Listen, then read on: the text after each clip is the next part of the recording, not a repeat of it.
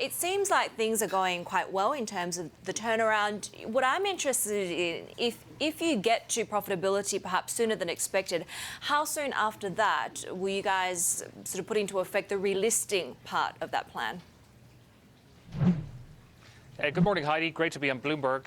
Yes, the year ended up quite a bit better than I expected. We made a loss, but it was half the loss that we'd originally budgeted. We're also expecting to make a loss in the current year, but again, we should improve on what the longer-term plan was. In the last quarter of last year and in the month of January, actually, we were profitable. That's a bit ahead also of where I expected it to be and in terms of the recovery plan. We should be back into consistent profitability in 2018, and the current plan is to relist on Bursa Malaysia in around about March 2019. So we've a bit of runway left there yet to get to that, but we're certainly on track to do it and running a little bit ahead. Could the, I guess, spanner in the works be rising oil prices, because that has been something of a concern for a lot of carriers around the world? How do you expect that to impact? What's your comfort level when it comes to crude? And do you have any hedges in place or plan to have any hedges in place? Yeah, at the moment we're hedged about 65% in the current year at around about just a little bit north of 60. But I do personally expect that we're going to see oil getting up towards the end of the year closer towards 70. We have factored that into our budgets, and that's the prudent way to approach it.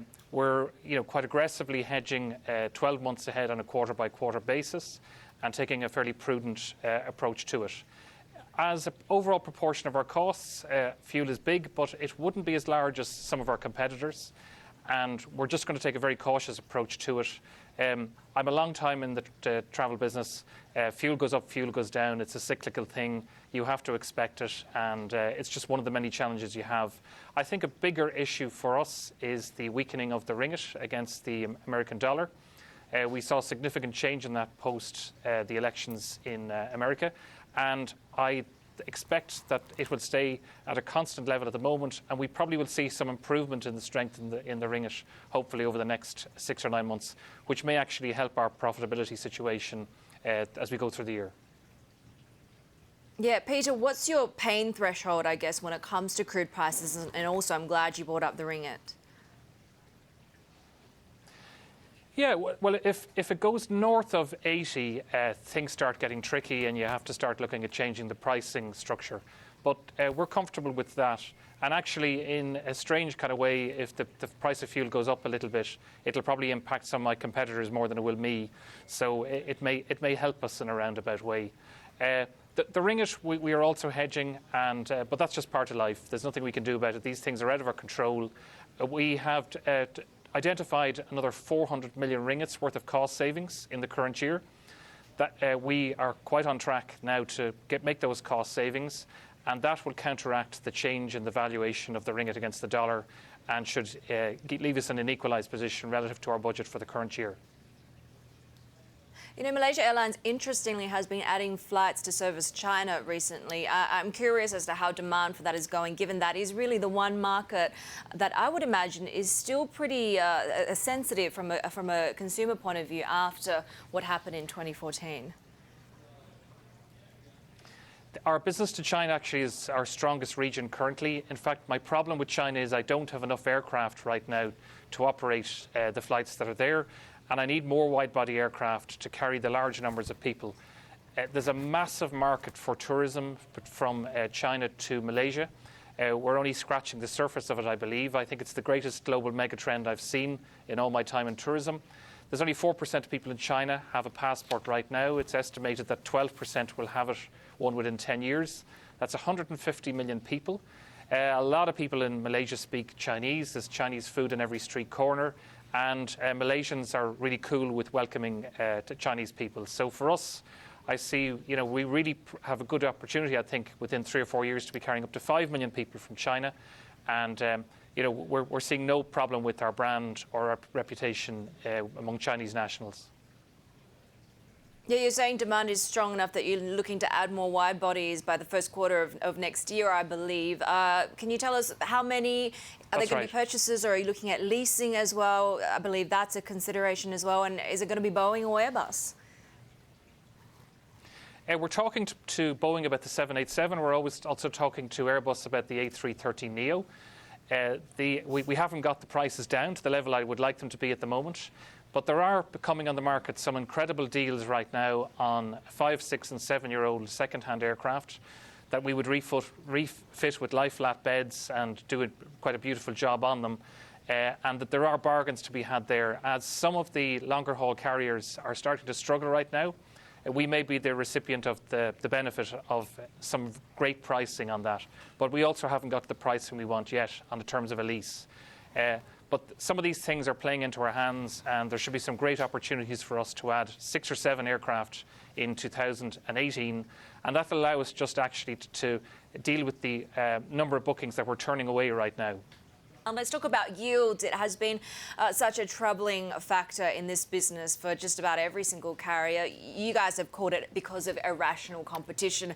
Do you expect things to pick up? What would be the catalyst for an improvement in yields?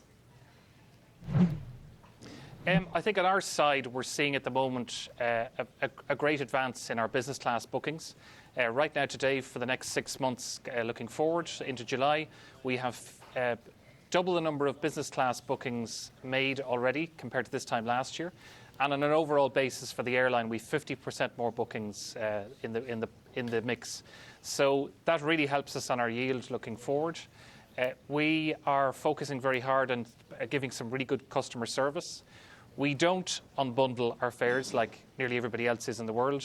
When you buy a fare from us, you get everything all included. Customers like that. They don't like getting caught for 5 or 6 different charges. So yield is holding up quite well in the last quarter. Our yield was down about 3%, but against our record load factors of about 90%, which were higher than Singapore, Thai, Garuda and even British Airways, where we're very happy with that kind of yield and those big numbers of passengers travelling.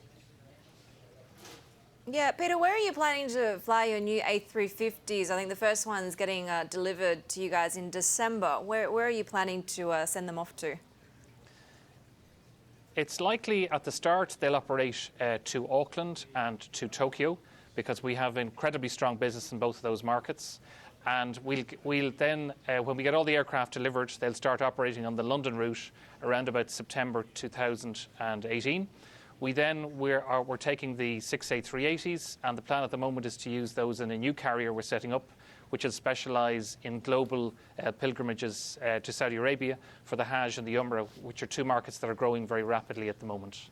The A350, beautiful aircraft. We'll have an upgraded service on that. And the other operators that have at the moment are very complimentary about the fuel conservation on it and the level of comfort and reliability. So we're really looking forward to that. That'll give us a shot on the arm, and it'll broaden our appeal, I think, to the business traveller, in all the marketplaces that we lead. The move at the moment is to get more wide-body aircraft. Any we get, we'll refit with full lie-flat beds. And we're planning to try and inject some luxury back into airline travel. I personally think it's got a little bit utilitarian. When I was a kid, when you got on an aircraft, you look forward to the romance of it. You nearly thought you were in a James Bond movie 30 or 40 years ago whenever you got in a plane. So we want to get that atmosphere back into the airline and back into the customer experience. It's very much, I think, we want to make people feel that they're having fun as soon as they get in the aircraft, and they're almost on Malaysian soil as soon as they get on one of our planes.